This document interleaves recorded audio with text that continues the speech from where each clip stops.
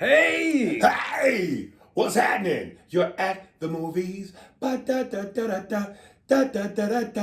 Welcome, niggas and spicks and chinks and dagos and bitches, whores, and cunts. You forgot kikes. Oh, and kites! Welcome to the pictures.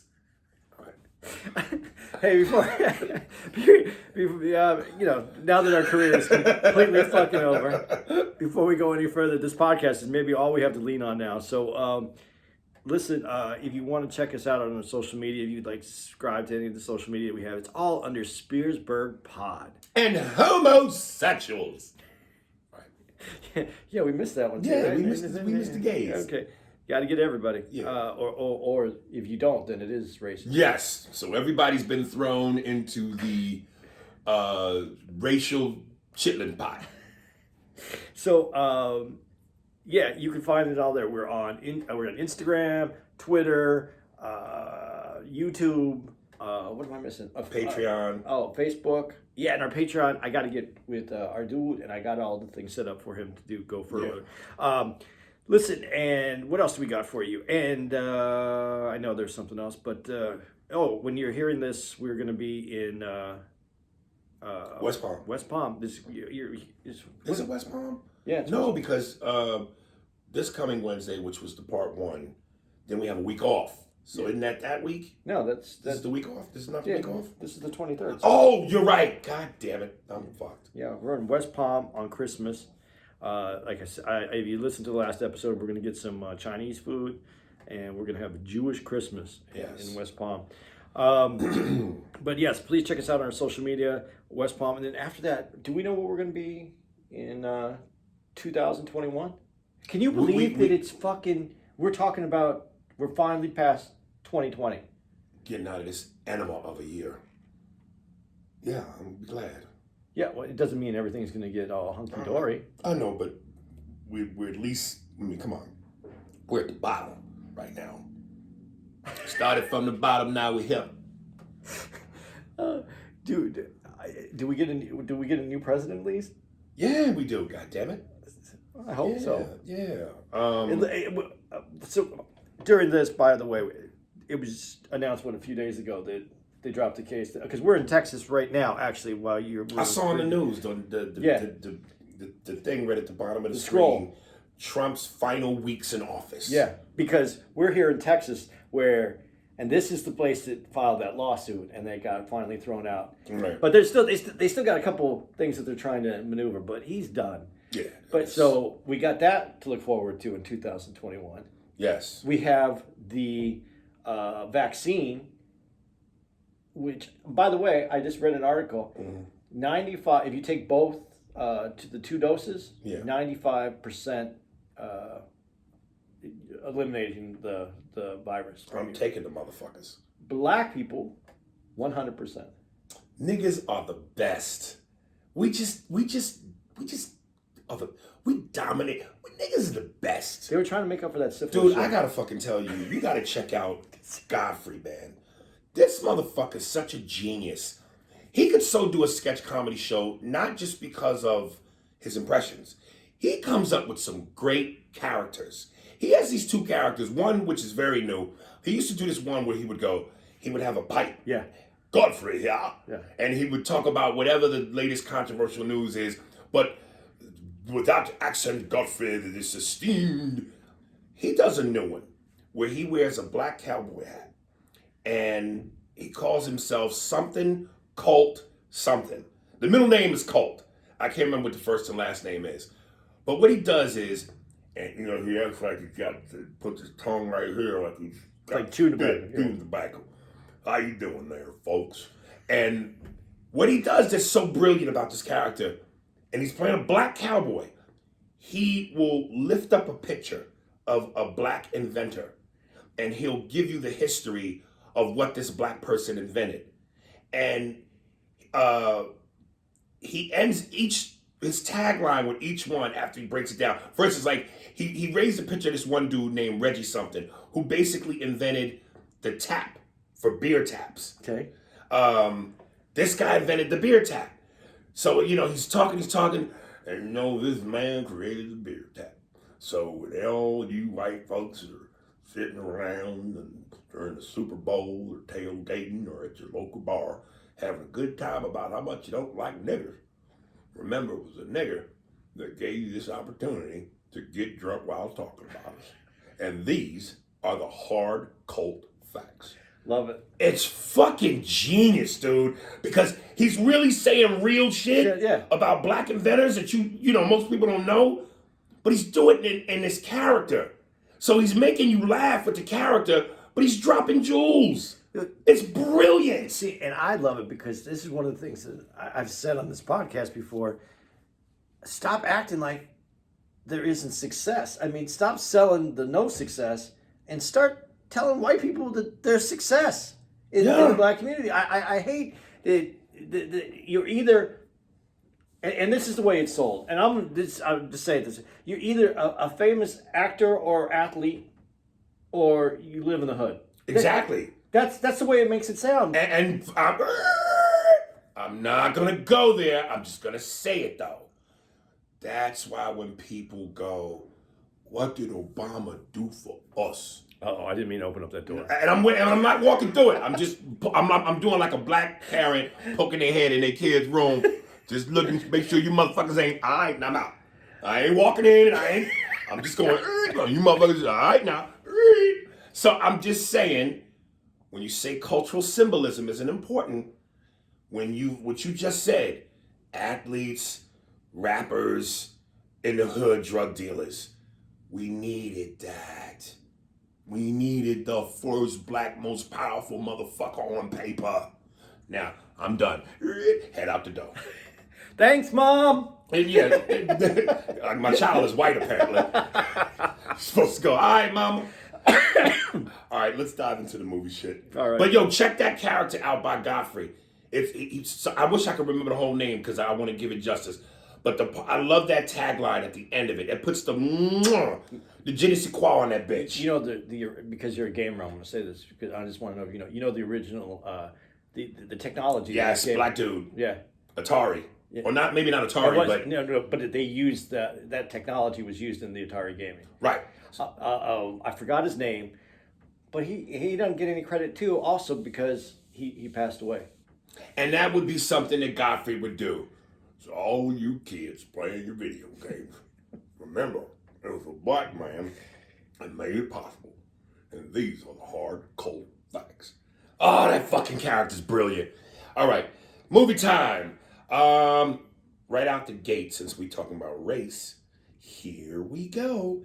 Hidden Figures, which I just saw in the last 2 weeks. Dude, I don't know how you missed that movie. I'm being honest, man. I'm a little chauvinistic. And sometimes I have to be in the mood for chicks. I'm always in the mood for chicks. But if it ain't, getting my dick wet, I gotta be in the mood for some bitches. And it's hard for me sometimes to listen to women look at a movie with all chicks because I'm chauvinistic a little bit. I'm so proud I watched this movie. It was fucking dope. Yeah. It's not what you think it is when you go into right. it. And you don't know how much cultural experience is going to be shared in that movie. Yes. And it's very important to the time, I think, because it's not just about black and white. It was also about females. Yes. And again, symbolism. 3 very important females that played a huge role in what you call it? The NASA. I don't know what all the proper words are, but the NASA development of NASA and all that space shit. Was it? I don't know if it was an Apollo. Was it an Apollo flight? No, it wasn't. I don't think so. No, because it was okay. Anyway, yeah, it was all about. I remember Lavelle Crawford one time said, "You don't see too many black people involved in the astronaut world because NASA stands for niggas ain't supposed to be astronauts." All right. Lavelle, that's Lavelle? Yeah.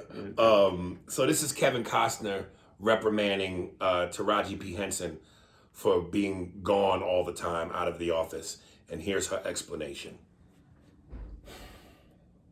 Does that one get you too? A little bit. It does? Let me first say this.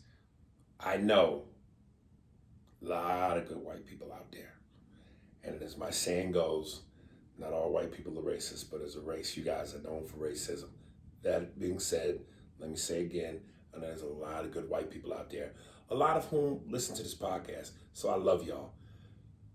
But as I'm watching that scene, and in that scene, she's the only black person in the office, and she's surrounded by nothing but white men. And the camera cuts to several of the white men who look on with these faces of, I don't know if it's shame, guilt, whatever.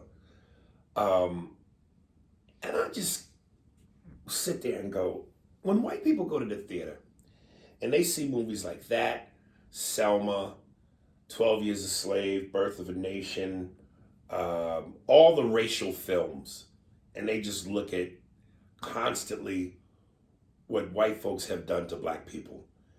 Do white people ever just sit in the theater and go, we are some horrible, evil motherfuckers? And I know not all of y'all, but just as collectively, do you go as a race, do you think about your race and just go, we are some evil motherfuckers. We have been some evil sons of bitches. You want the honest answer? Please. No. And before you answer, let me just say this. Remember that I said that because I'm going to go to something that bothers me about my people, which is why I'm asking this, because when there's certain things my people do, I say, okay, go ahead. I'm going to get back to it. Go ahead.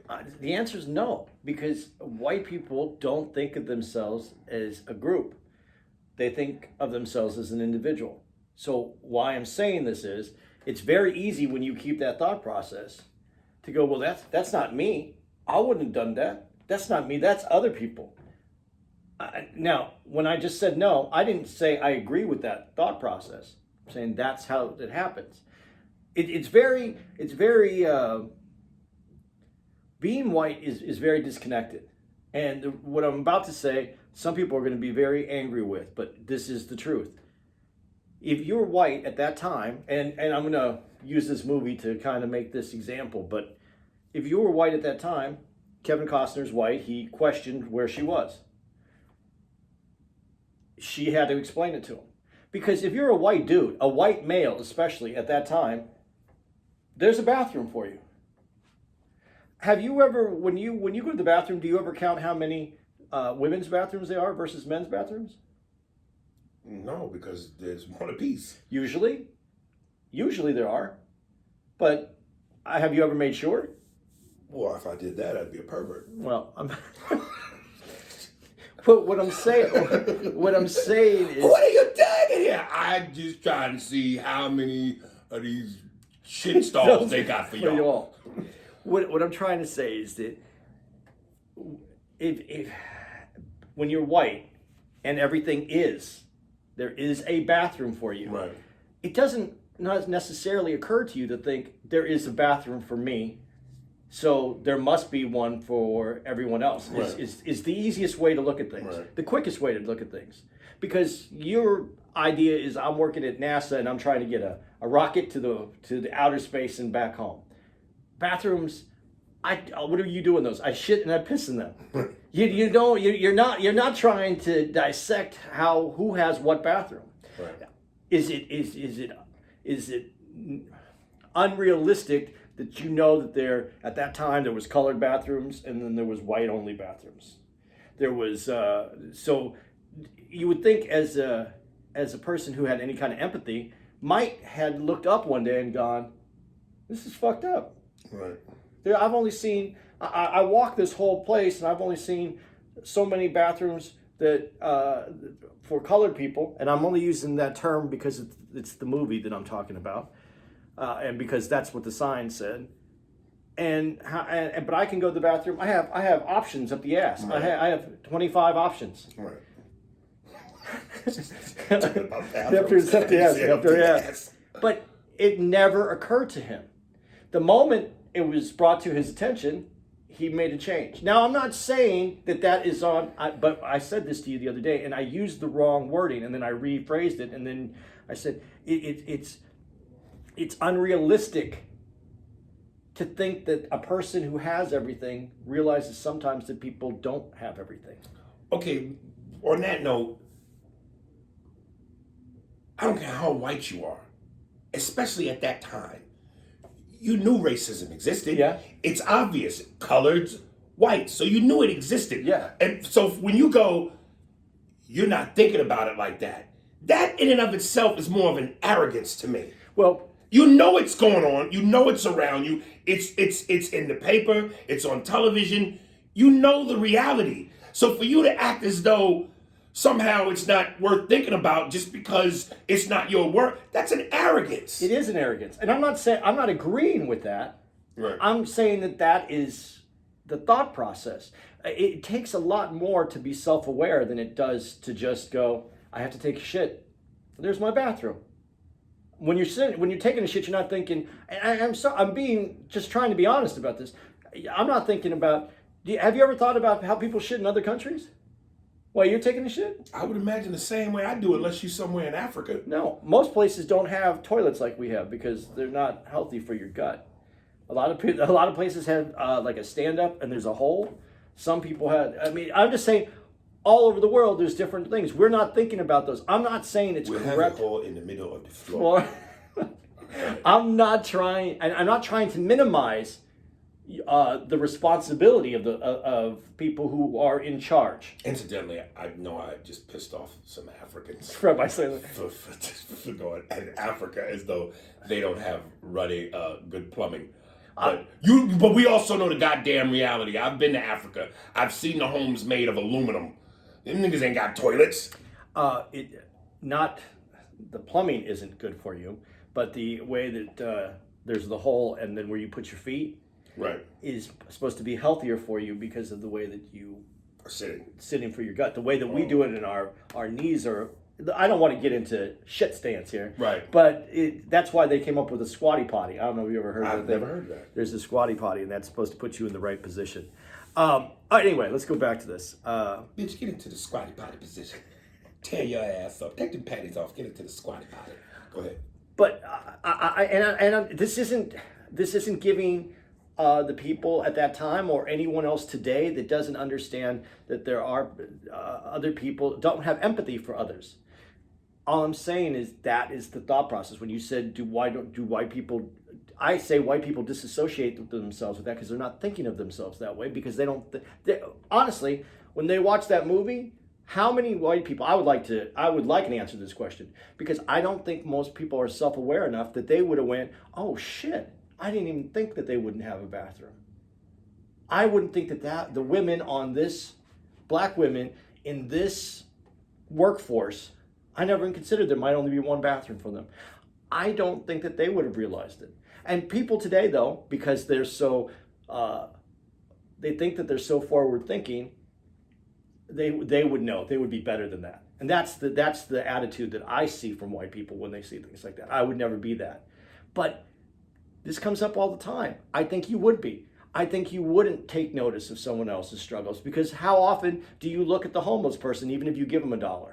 Do you really look at their situation or do you just feel better about yourself because you handed them a buck? I'm going to say something that's going to probably be frowned upon, but I think the difference is you could help being homeless. You can't help being black. I'm not trying to put those in the same position. No, I'm just okay. I'm trying to say the people and I know there are people that just heard that and went, not everybody can help being homeless. I understand times can get crazy, but you do have some say. How you manage it and what it leads to, I guess, is another story, or maybe the cause and effect. But you have some say. But I'm not trying to use those as examples of the people who have who are being subjugated to that bad situation. That's not. I'm trying to use it to make the point of the people who think that they have empathy, but because they think that they helped out by giving someone $1 that they're done, or that think that they donated to a charity that they're done. I've seen people hand people money and not look at people when that person would rather you look at them than hand them your change. because they want to feel real, like they're real people too. I don't know, dude, because I've handed homeless motherfuckers some money, and they don't look at me. Arrogant motherfuckers. How you arrogant and homeless? Well, like it was owed to them. I'm going to tell you, you have L.A. homeless.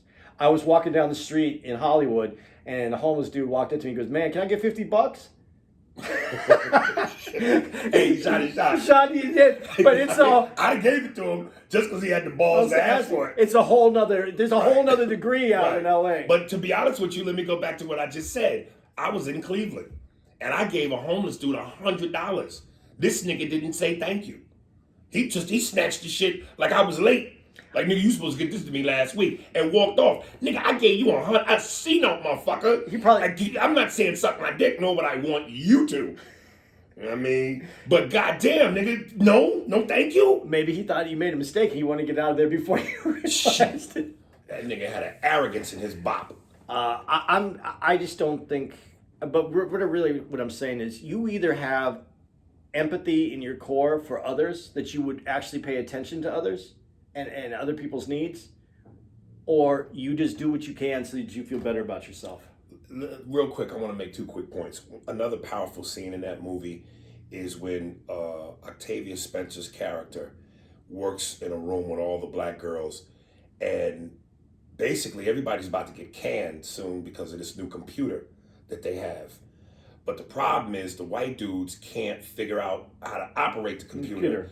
So I think her name is, I don't want to say Claire Danes, the chick that played Mary Jane in Spider-Man with Tobey Maguire, whatever her name is. Kristen Dunst? It's not Claire Danes, it's Kristen Dunst. Yeah, I think Kristen Dunst, yeah. She basically, because Octavia Spencer read the manual and figured the shit out, she basically tells her, "I'm upgrading you. I need you to come fix this computer." And Octavia Spencer goes, "You can't have me unless you bring my girls." So she says, "Fine, bring your girls." So they all get promoted. And there's this scene where they all round the corner and you see them walking down the hall to where the computer is. And it's that powerful moment of seeing nothing but black women come around the corner and coming down this hallway, and the way they shot it from afar, so you could see them all come. It looked like Braveheart, like they were marching to the war. Yeah. And they were going to fix shit, and it was that message of not only are the women going to figure this shit out, but the black women. And it was powerful, man. That was powerful. It was, honestly, they did the movie very well, I thought. But let me ask you these 2 questions, because you know, I'm going to ask you, I'm asking as a white guy, I want to understand how you look at this as a black man. Was Kevin Costner a good guy or a bad guy? I think inherently he was a good guy. But he needed help to be able to see errors in his way. But that's most white folks. Okay, because, okay. That's what I'm saying. Even when I go, yeah, we know not all white folks are bad. But some are so naive and dismissive of what they should know or care to know. Dismissive, I think, is one of the best words. Naive can happen from not experiencing and or arrogant. It is an arrogance, but it's not. There's people who are intentionally arrogant.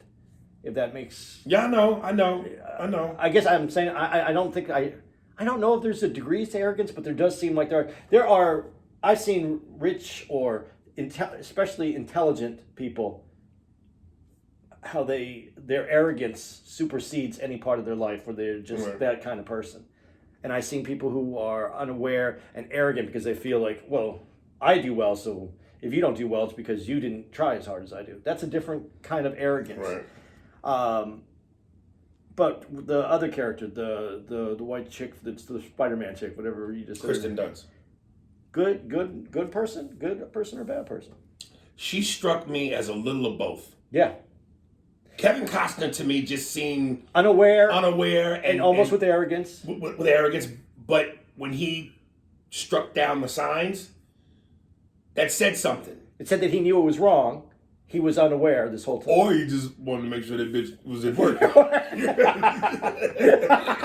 Now I have your ass in the fucking desk. Now you have no excuse. Yeah. But the vibe I got from him is that he was a good dude. There was a good character in him. Good character in him. Kristen Dunst's character, I felt, was cool, but she ain't going out of her way. It wasn't within her to make a change. Right. It was her surroundings that were going to make the change, and she wasn't going to stop it. Right. But she wasn't going to help it. There you go. Where Kevin Costner's character was like, I see that there's a problem here. We need to make a change. Right. Now I want to go back to what I was originally going to say. And that's why I said I wonder if white people ever sit and go, God, because listen, man, and incidentally, when we get to the emails, I got my shit you see organized already on paper, carryover from last time. But I'm going to read one from my phone because a dude said something to me that really bothered me. But I'll get to that later during the emails. And I love my people. I do. And I'm proud to be black. I wouldn't have it any other way. But there are times when I see black people do things. And, you know, my pet peeves, I always said, are feet. And here's my other two. I can't stand niggas that sag their pants. I wish you niggas who do that would knock that shit off. It is the most embarrassing. I was in the airport before I came over here, and this nigga's whole ass was out. And I'm just sitting here going, do you niggas not realize how fucking ridiculous you look? Number one, it's a jail thing. In jail, when a motherfucker sag, it signifies his booty is takeable. So a lot of you niggas do that and don't even know that. Second thing is, you can't even walk. You gotta waddle. You gotta walk like a penguin. Because if you walk straight, your pants will literally fall to your ankles. And I look at this, and I know there are white people that are looking at that with this nigga with his whole ass out going, why do they do that? Look at that. It's embarrassing to me as a black man because I know white folks is looking at you and they're thinking it. They're not gonna say it, but they're thinking it. I'm just like, I wanna literally become my mother.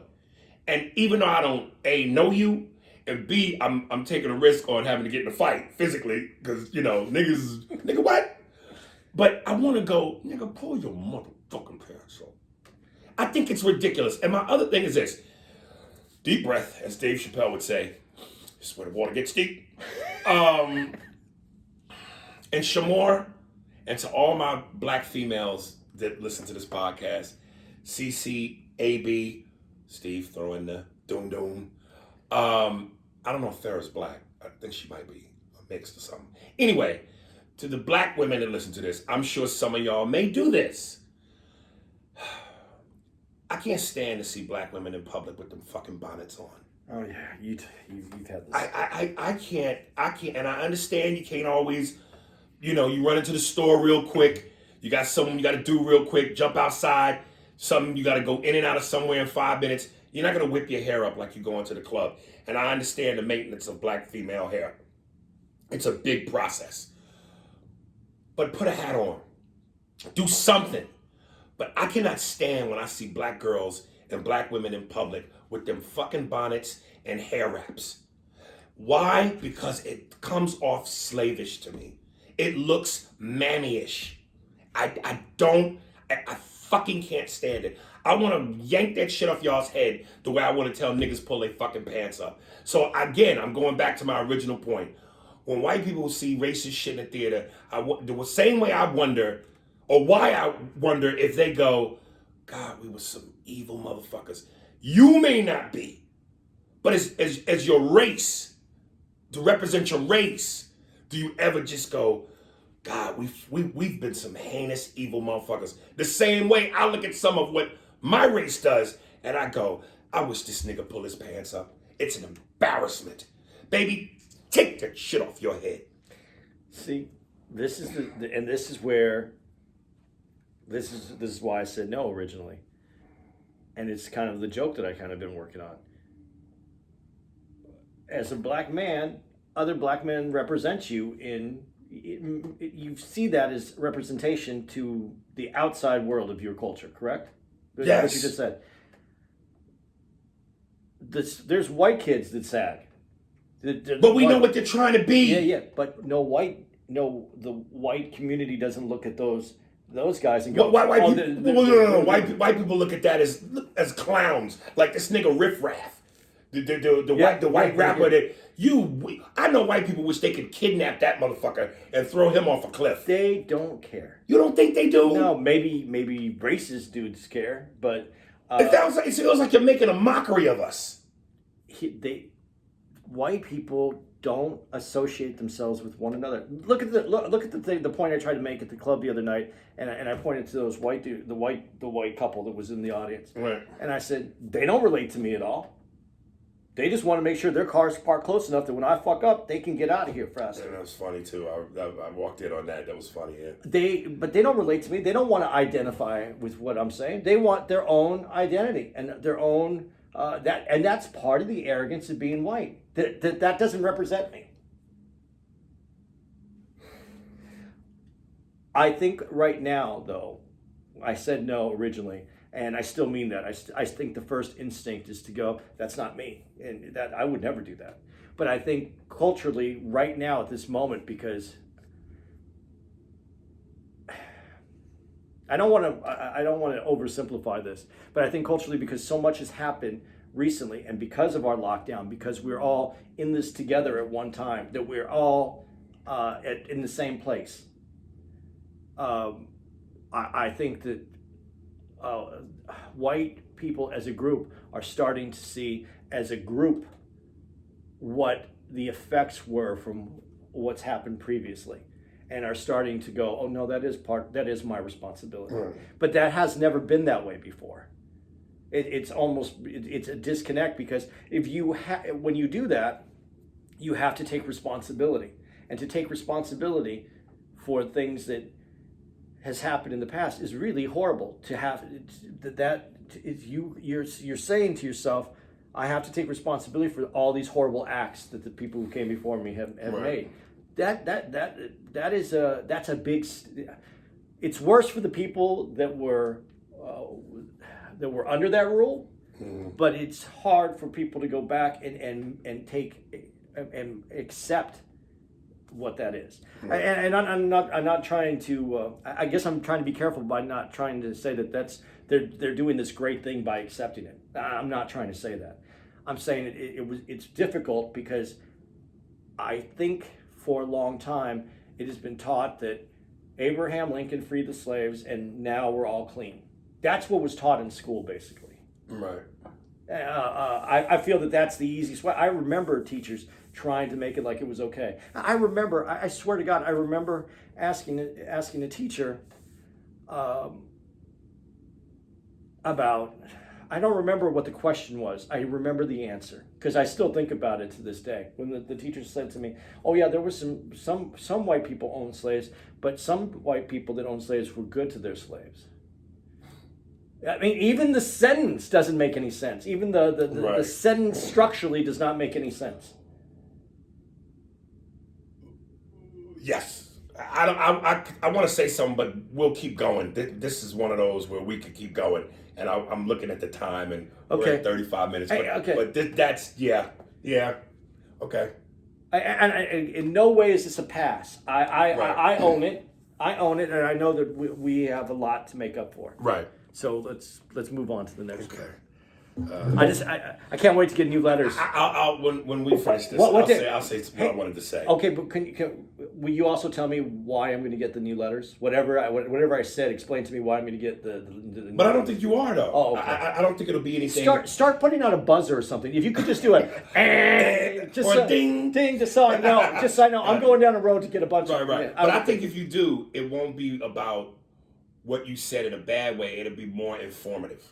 Okay. So I'm trying to educate you, not slam on you. Okay. Yeah. I appreciate those. Right. I always have. Right. I don't get many of those. Okay.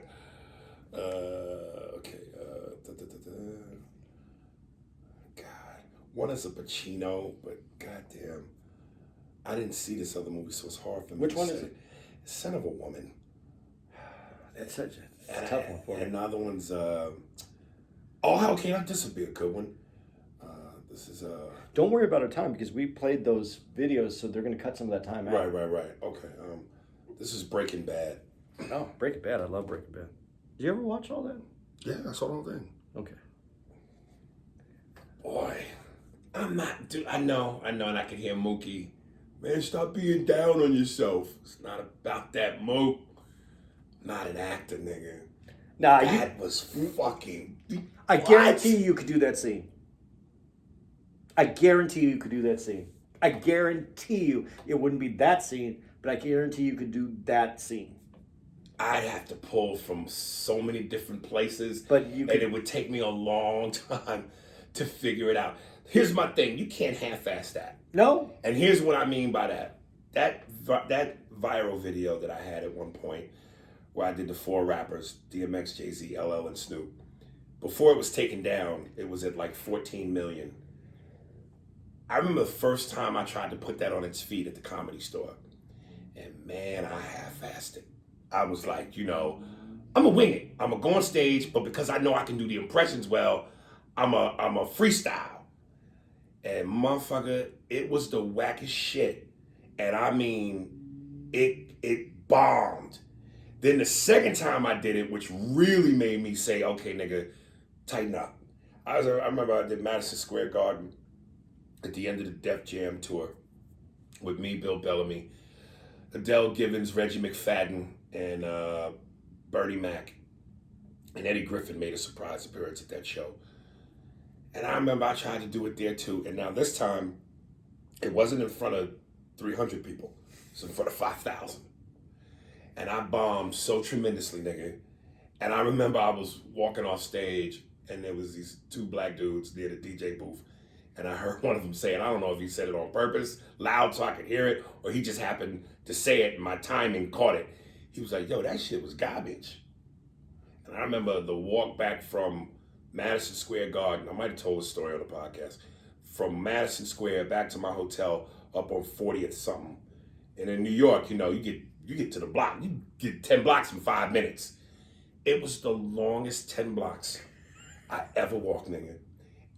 And New York is the city that don't sleep. It felt like I was the only one in the city. It felt like I Am Legend. There was no cars, no people. No sound. No sound. And I had my backpack. And as I was walking to my hotel, you heard this music. Steve, play the original from The Hulk with Bill Bixby. Doom doom doom doom. Doom doom doom doom doom. Doom doom doom doom. When he's walking on the highway. And give it a little bit of breath. Let it live a little bit. And now coming out of that in 3, 2, 1. Nigga, that walk felt just like that. I was alone. So cut to, I said, man, let me take this shit serious. And especially when you're dealing with Jay-Z, Snoop, X, LL, prominent, respected niggas in the game. So I said, here we go. I fired up a blunt. And for about 3 days, I wrote. I just wrote the lyrics. The cadence, what I knew they would say, the delivery, the impression, cut to. I finally did it on the radio station, 14 million views. For at least, even to this day, I do shows and people go, yo, you gonna do the rap? Yo, do the rappers rap? And I retired that bit a long time ago because I just didn't want to be like leaning on that. And people just say I'm known for that. So I'm getting back to Breaking Bad. To play that scene, I can't half-ass it. I can't just go, let me memorize these lines and show up today to shoot it and do it. I have to dig deep. I gotta go, what's been pain in my life?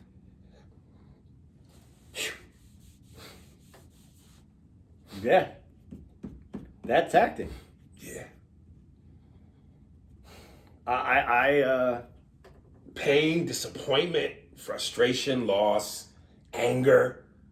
Because he displayed all of that. Uh-huh. And the way he was moving his head and you saw him welling up, you can't half-ass that, man. No. You got to do work. You have to get in touch with that particular character. That character has to become you. You can do it. I've seen you do it. I don't know why you're so hard on yourself, because I've seen your act. I don't know. I'm telling you, dude, I look at the people that are good. You don't look at somebody that's good and that does that and just go, I can do that. That's arrogance. No, but You have to humble yourself. There's people in life that can reach within them to grab, like you. First of all, you just already said what it takes to do that. You have to reach in and see. You know how many people don't even understand that first part of the process? You have to connect with that to be able to bring that character out, and then you have to believe that character exists within you, and you have to put that out, or you have to be a Daniel Day-Lewis, and you have to become that character. And when he was playing Lincoln, they had to address him as Mr. Lincoln, and he whip some niggas. Yeah, he stayed in that character the whole time. Right. I mean, there's obviously I know that you know enough.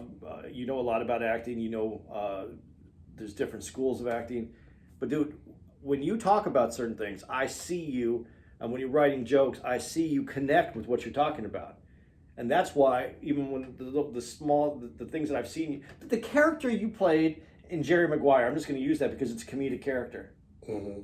That was, that was his brother, but what that you connected with him as his brother. You didn't connect with him as an actor in that scene. That was his brother.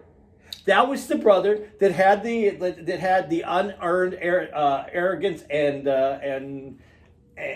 what is also another word with unearned entitlement from that you get from someone that has that crazier feel because they didn't go through what it took to get it. Right. You hit all those notes in that.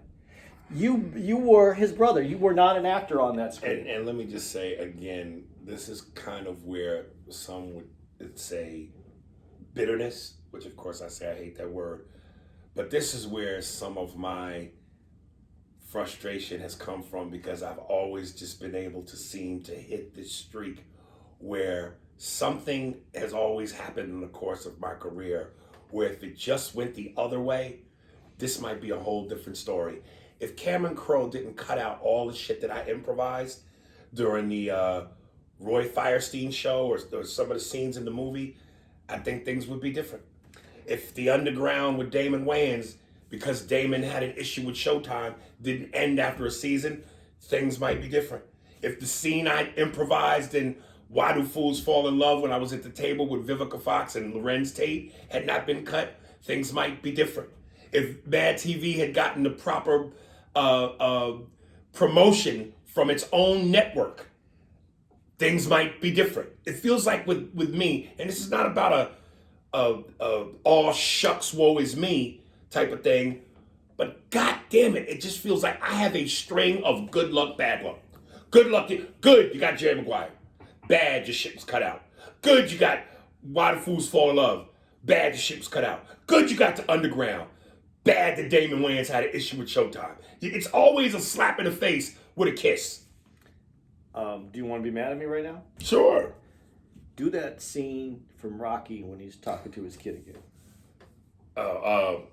It ain't about how hard you hit. It's about how hard you get hit and keep moving forward. That's how winning is done. And if you know what you're worth, go out and get what you're worth. But you gotta be willing to take the hits and not be mad and pointing your finger at him and her and say you're not want to be where you want to be because of him or her. That's what cowards do. And that ain't you. You're better than that. You're my son. You're my blood. I'm always gonna love you. But until you start believing in yourself, you're never gonna have a life. Don't forget to say hi to your mom. Dude, the universe isn't giving it to you yet because it doesn't feel you're ready. And when I say ready, I don't mean about acting. I don't mean about... Internally.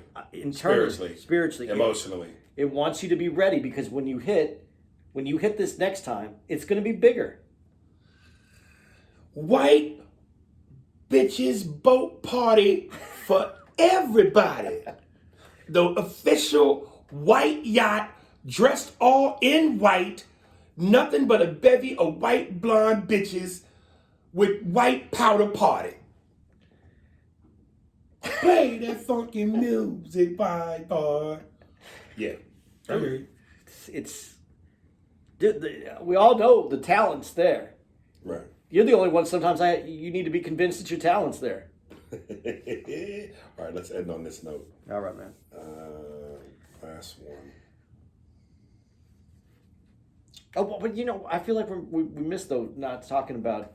Breaking Bad. Well, was that Breaking Bad or El Dorado? No, that was Breaking Bad. Yeah, that was the last season of Breaking Bad. Throughout the whole thing, though, did you like his character? Breaking Bad. Yeah. What's his name? Paul. What's his real name? Yeah. Oh, I don't know his real name. Paul. Some. Yeah. I don't know. I think that's. I like this character.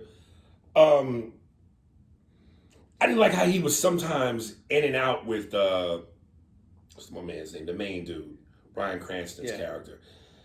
I didn't like that he was Jesse Eisenberg. I didn't like how he didn't seem committed as Jesse was. I thought at times the two of them would be on some hard gangster shit, like just these two kick-ass meth makers, and he seemed to have one foot in, one foot out. But it was always that way because remember in the original part, he's the chili powder guy. Put chili powder has no purpose in it. One is very one's very scientific. The other one, he's just doing it because it's something to do almost. Jesse, the character Jesse, is lost throughout the whole time. So I get it. I think that scene though, that I don't know if that's necessarily the best scene that but that one is the dirtiest. That's the dirtiest. Right. That's when you talk about being down and dirty. Right. When he has to admit that. Right.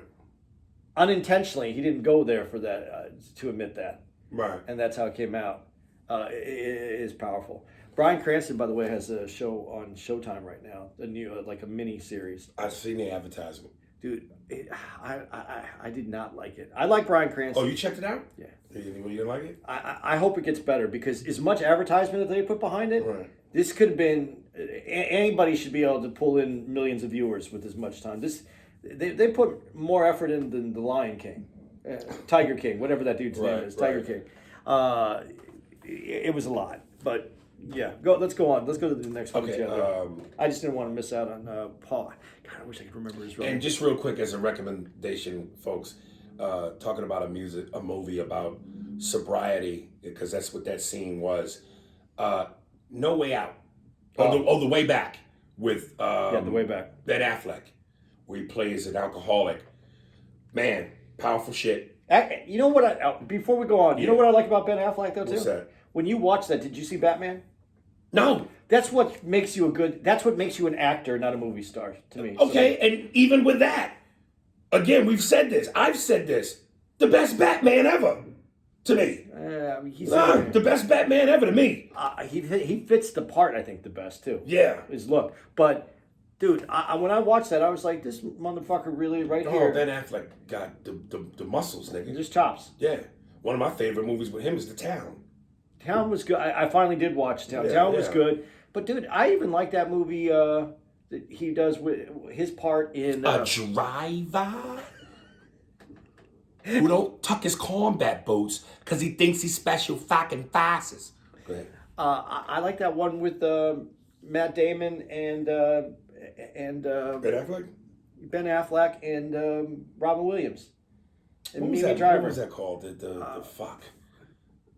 Yeah, and he plays he doesn't play any lead character in that. Right. And those guys came up together. Fucking great. They won an award. Didn't that movie? Yeah. I wish I could remember the name of it right now, but it's normal for me not to remember a name. Okay, movie number 3 is one of the 3 top icons, of course, Pacino. All right, Devil's Advocate, the scene with him and Keanu. It's another yelling scene. Yeah. The best part of that is at the very end when he gets quiet and he goes, "It's my time now." That was the best line that he delivered in that. The irony that you would take one of the greatest actors of all time and put him with one of the least greatest actors of all time. Wouldn't you think that there would be a part of Pacino from an integrity standpoint to go, I'm not doing this movie if it's him? No, because they all like him, because he's a good dude. And see, that's what matters most. He works, though. I don't understand how it works. But did you see, you saw Constantine? I didn't. Dude, that's actually a really good movie that he's in and he's acting in. Really? Constantine. It's a Marvel movie. I believe it's Marvel, but it's a comic book movie. Well, but it's not. They read. It's dude. See Constantine. when Patrice talked about this movie on O&A, he said the thing that convinced him that Keanu wasn't a total terrible actor was the crying scene when Mare, his wife, kills herself. Yeah. Stabs her, cuts her throat with the glass. He goes, yo, that cry, that convinced me, okay, maybe he might not be half bad. But then you remember Speed and cans. It's just cans. Dude, I cannot believe. I mean, he has to. There's an ability that he has because people keep using him. Let me ask you this. Certainly, not everybody can make a great movie. You can have a great actor in a bad movie. It's like it doesn't change how great he is. Just the movie was bad. Like Jordan, any athlete can have a bad game. So an actor can have a bad movie. But is there such thing as a great movie with a bad actor? Like, this movie is great, but this actor sucks, and he's the lead. But how can it be a great movie without a great actor? I think editing and directing. So you think it's possible? I think it's possible. Okay, well then, yeah, you're right, because Speed was a great movie. Well, but did he carry it or did Sandra Bullock carry it? The bus carried it. Bus carried it, did carry it. Bus, it was the bus. All of them, man. But in that movie, though, and I know you picked it because of Al Pacino. Right. Dude, that character to me, when you first see the devil character right there, that is Scarface in Say Hello to the Bad Guy. I see what you're saying a little bit. Yeah. A little bit. You know, he's not drunk, you Right. know, but he's drunk with power, with evil, Right. And he's basically saying that it has that same feel to it. Right. You know, but man, I really I like old Al Pacino. Does the yelling take you out of it? A lot of times it does. It does because and you said it best when you become a caricature of yourself. Right. You know, and you know, if you take Al You laughed the moment the clip started Yeah. and he raised his voice. and he said three words that don't really go together, but he put them together and it was such an Al Pacino moment. Right. You know, but when I look at him, it's like the first movie, you know, when you used to go to Disneyland to do those characters review, and it's like, okay, that's the his early stuff. That's the original character that he drew, and he didn't put too much to it. And by now, this thing, it's huge, and there's just it's flamboyant. It's big. It's in colors. It has a frame around it. Right. It's almost too much for me. And I know he's great. I know he's thought of as one of the greatest actors, and I think he is. There's moments that are really worth watching, but has such a.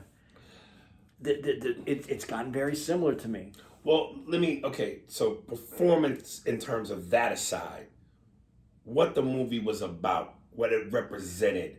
Because the one thing is, you know, and listen, the yelling Al doesn't bother me as much as it does some people, because it's Al Pacino. It's a great performance. Yeah. It's just now, it's like you said, the bells and whistles are there now. But when you watch the movie, especially that scene, what he's talking about, good versus evil, and the devil versus God, did any of that move you? Oh yeah, it does, because the movie but that's the written word, and yeah, there's definitely elements there. When he says there's no denying that the 20th century was mine, all me, and then you start thinking about, you know, everything that's gone on. Right. Yeah, no, there's a lot. There's a lot to that movie. And when you watch that movie, and then when you find out the time, how it actually is taking place. Right. It's a pretty interesting movie. I'm not trying to say that it wasn't done well.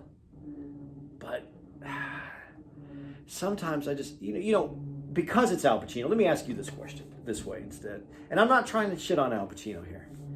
But when we watched that thing about Belushi, and they said in Animal House they took away most of his lines because they wanted him to act with his face and with his body, and they knew he would be a better character if they took his lines away. Do you think that if a director could stand up to Al Pacino and go, listen, I don't need a hoo-ah. I need I need a Corleone. I need you to act with the passion with your face. I need you to be understated, not overstated. I need you to say, you can ask me one question. Can you think of anybody that could say that to him? Like anything else, it's not what you say, it's how you say it. And he would almost have to, the same way you try to seduce a woman out of her panties, he would have to seduce Al into his request. Just like as a man, you would never pull a Teddy Pendergrass and go, get out them drawers, bitch. You know what I'm saying? And even though you wanted to get out them drawers, come on and go with me. Come on over to my place. He'd have to fit it. And that's what makes a great director. Like, think of it almost like coaching. Popovich, the best coaches, Chuck Daly, Phil. You got to know how to massage the ego of Jordan and Pippen. You got to know how to massage the ego of Al to get what you want without being blatant. If you was as bold as you going specifically, I don't need a hoo-ah, nigga. That's going to piss Al off. But if you can find a way to say, I don't need a hoo-ah, instead give me a, as you said, one time, a young Michael. Yeah, you could. And a great director will have the respect and the esteem to where Al would want to give it to him. Well, Scorsese calmed him down a little bit in that movie that they did that you didn't. The Irishman. Yeah, The Irishman. He calmed him down a little bit. Right. There wasn't as much there. But do you remember the movie with Matthew McConaughey, where it's a gambling movie and it's Al Pacino? Yes. He didn't have there was less hoo-ha in There it. was, but there was still some of it in there. Right. But it wasn't a critically acclaimed movie, but it was a good, actually it was in it. Did you watch it? Did you enjoy the movie? I love that movie. I think it's great, but it's not Any Given Sunday. It's not, right. Life's a game of inches. And there's inches all around for you to get what you need. Right. But he has the ability to leave that character a little bit behind, and I think there's more to him when he leaves that behind. Right. And I don't think that there's enough people to bring that out of him. Now, the movie, the hoo-ha movie, the Son of a Woman. Hoo-ha. If that would have been the only movie that he did that in, how much better would that movie have been? Like, if he didn't have all the other... Right. But I'm going to go back to something you just said about when the 20th century was all mine. When he says, God puts the rules in opposition. Yeah. Look but don't touch but don't taste but don't swallow. And he's laughing his sick fucking ass off. That's exactly what life feels like. Which makes me go, okay, people always go, dude, there's evil all around us. Evil happens every day. So if that's the devil, and that's the game God plays, you almost feel like, nigga, you ain't that much different than the devil. Do you ever see this sick fucking game?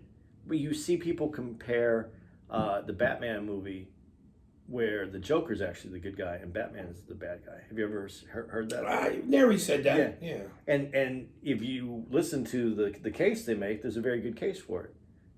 It is what life is. It's a lot of perspective.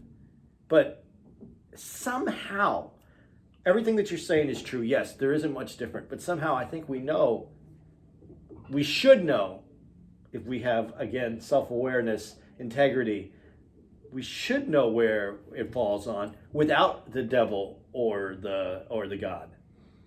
Okay. And I know, not to sound repetitive, but I know we mentioned this on the podcast, so I'm only saying it again because it's to the point.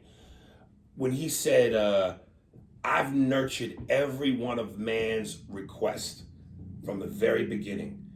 Now, even if it's deemed bad for you, but we know most things that are bad for you feel great. Yeah.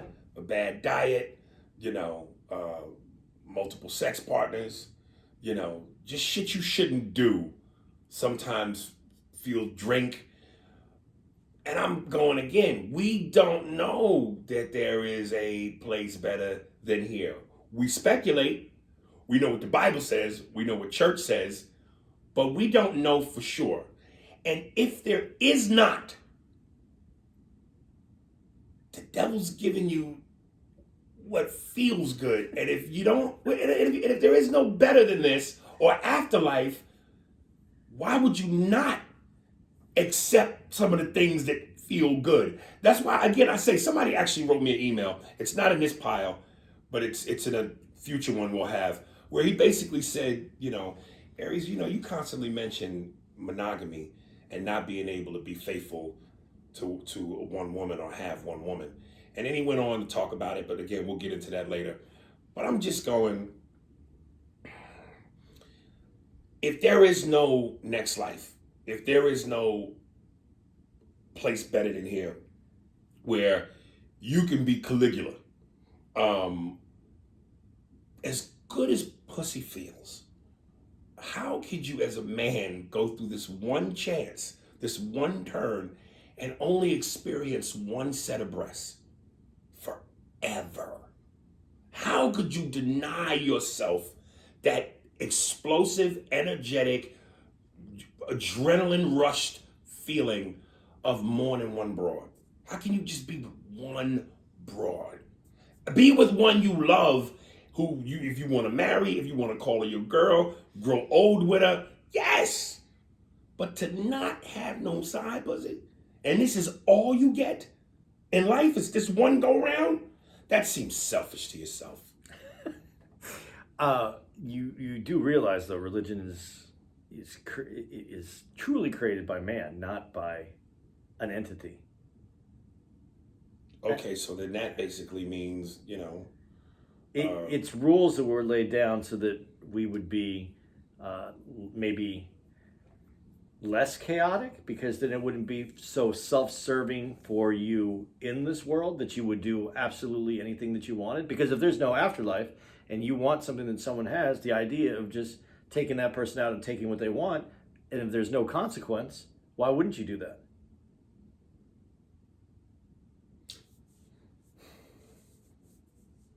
Yeah, that's called the mafia. Hooah! Hooah! But you see that fucking pretty girl over there? Yeah, the guy next, that cocksucker next to her. That's her husband. Take him out. I want those tits. I mean, what would be the consequences if you didn't believe that there was something? Do you think we have enough? Do you think we have enough integrity? And I can honestly say we don't. We as human beings do not. We do not have the integrity to monitor our welfare and the welfares of other around us. We don't. We don't we may as a family, or we may as a group, but we don't have it for people. Right. We don't. We definitely don't. We don't have that much care. I don't think we do. So this was created to make us manageable on this earth, and even with all that, these rules and your mortal soul resting on this fire, we still fuck it up every day. Okay. On that note, okay. Yeah, that movie just spoke very deeply in that scene, because it made you really think about good versus evil, God versus the devil, what makes sense and what doesn't. None of this makes sense. None of it makes sense, because even before what you said, let's break this down real quick to what you just originally said. If as a man on this earth, why would you limit yourself to one set of tits for the rest of your life? There's so many, and basically, let me put some more words on there. There's so many out there. And you see different ones all the time, and some seem very attractive, and some seem approachable, and some seem worth different size areolas, different size nipples, the colors, shapes, the way they hang. So much fruit out there. Why eat one fruit? But we play this game that ends, and I've said this before on this podcast. We play a game that we can't win, but we insist on playing the game. not only do we insist on playing this game, but when we get sick and we need medical help that incapacitates us and makes us sicker for hopefully a few more years on the other side of that, even though we know it still ends the same way, we do it. There is something so powerful about this earth and the way that we live here. And to be honest, I truly do believe that we are energy and that we go back to whatever all this is. And I don't know how our spirituality works, but I know that I feel that there is that. So I know that there's something to this. But I know that I mean, we've had this conversation where you think where you kind of basically said that you'll be at your prime, like that's what your idea of the next, like you're at your prime. I don't think it has anything to do with this. This is a shell that carries that energy. I don't think that we have anything to do with this, because if this is the best we get, then I hope it ends after I'm done here. Right, and if this is the best we get, then take it without knowing that there is something else, yes, take fucking full advantage. Why would you want to go through this life and not experience some of the most beautiful things there are to experience once, and that's it? You're missing out. But there's other rewarding things in this life. Some people just give back to humanity. That's all that they do. They'll spend their whole life giving back to humanity, and that enriches them more than tits and more than money and more. Who are these people? Better people than I. On that note, all right, boys and girls, we hoped you enjoyed the pictures. I'm sure some of you did, and some of you probably didn't. Once again, I want to say goodbye to everyone. The niggas, the spics, the kikes, the whores and hookers and cunts and homosexuals. Goodbye, guys. See you next week at the pictures. Who do you got on tap? Oh, shit. There we go. Who do we have on tap? Mirror. On tap that was incidentally invented by a black dude. There you go. And these are the cold, hard, cold fucks. Godfrey in the building. I like when we bring it back full circle. Yeah. You know what scares me, John? I quit my job. My wife gets better, and then I hate her for it. Those were your words to me, Kevin. Goddamn, who are we looking for here? Steve, of course, you'll clean up all this dead air. Sorry, Steve. Corey made a song about you. All right. Website is... Motherfucker, what's the song? Oh. Hey, Aries, while you're looking for that. Aries, while you're looking for that. Yes. Our next date, please cut this in, Steve, if you could, isn't until January 14th, after we're done in West Palm on the 25th. Right, okay. But do you know what it is? No. Ontario Improv. Oh, goodness. Guys in Ontario, please.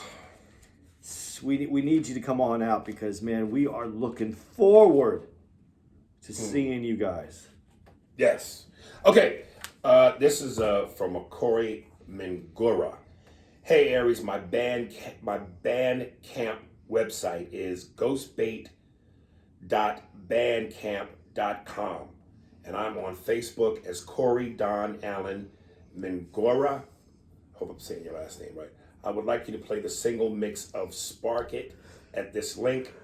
He also writes, my stage name is also pronounced as She Stole So, Spanish for funny. And every song on my Bandcamp is free. What is a Bandcamp? I heard that in one of those pie movies. Yeah, that's where she sticks her flute in her pussy. But what is a Bandcamp? Maybe has a camp where everybody comes over and plays. Yeah, and like they teach at band camp. That sounds gay. I'm also next kid in case fake woke white people start rioting over the lyrics. Seriously, I go, damn, this nigga goes right to email, but he says this one part. Corey Holcomb's bitch ass told the audience he would meet with us because he wasn't afraid of COVID. I waited a minute and asked, and they said he wasn't meeting with us due to COVID. What the fuck? I understand, and I'm not mad at him for not meeting, but at least be real to your audience. It was a few weeks or so before your show. I know y'all have a beef, and Corey's great and everything, but I'm with you all the way. Oh, thank you, brother. All right, so y'all, Corey Mingura, song is called Spark It. Hope you enjoy. Yeah, see you guys. Love you. And there we go.